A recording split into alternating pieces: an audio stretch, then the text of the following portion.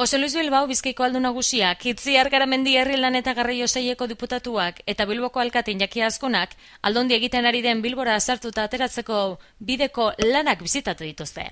Aurrez ikusitakoaren arabera, lanok datorren neguaren amaieran amaituko dira.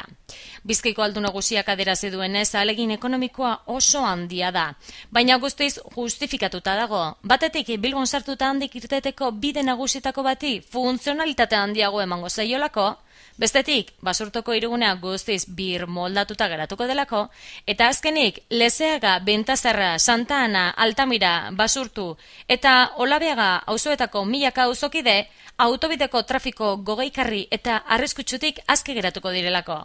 Bereziki garrantzitsuak dira Bentazarra eta Lezeagan egingo diren lanak. Izan ere, bertan autobidearen 300 metro baino gehiago lurperatuko dira. Auzoa gaur egun bitan zatituta dago, eta lan on bidez banaketa hori desagertuko da.